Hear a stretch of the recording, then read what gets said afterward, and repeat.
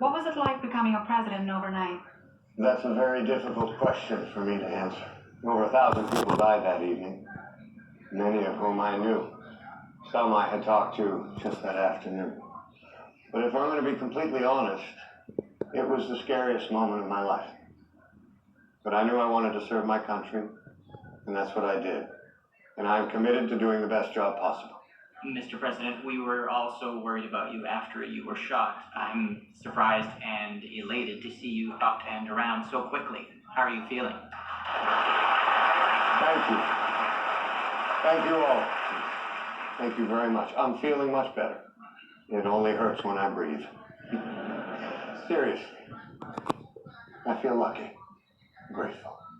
Hello, Mr. President. My name's Amy, and my question to you, sir, is after all that's happened these past few months, what do I tell my children? Are we ever going to be safe again? That's a very important question, Amy. If you don't mind, what are the names of your children? Lily and Sarah. Lily and Sarah. I had a difficult time explaining this to my kids, too. But I think you have to be honest with Lily and Sarah and acknowledge what's happened. And tell them that we're going to get through this together. And when we do, we'll be better and stronger for it.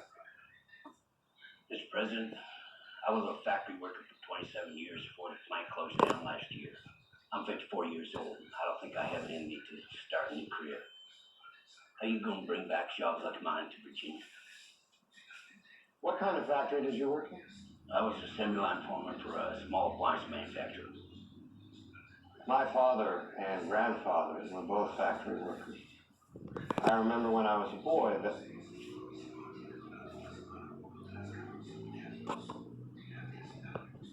I'm not here to speak about me. I'm here to speak about you. I'm very sorry that you lost your job, sir. But as to what I can do to help bring it back, the answer is nothing. It's gone, for good. And if some politician told you otherwise, they were lying to you. And I won't do that. Now, the reason why jobs like yours have disappeared isn't just because of cheaper labor in some other country. Primarily, it's technology. Technology allows one person to do what used to take 10. Now, that might be great for the economy, but it's not for you or your family. Now, a moment ago, Melissa asked me what it was like to become president overnight. And I told her it was the scariest moment in my life. It doesn't even compare to what you're going through, sir. The fear of not knowing if you can provide for your family. Not since the Industrial Revolution has our economy gone through such a dynamic transformation. We need solutions. So here's what we're going to do. We're going to create a public works program that's going to deal with the failing infrastructure issues around the country. And anyone who has lost a manual labor manufacturing job in the last 4 years, because of this changing economy, their names will go to the top of the list for these new jobs.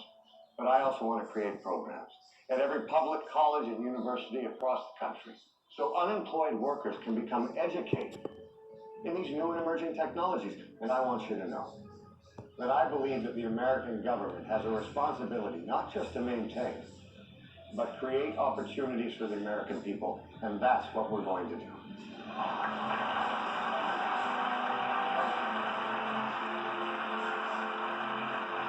Next question, please. Hello, Mr. President. My name is Sandra. Hi, Sandra. I heard what the First Lady said about background checks, and I have a question. I recently lost my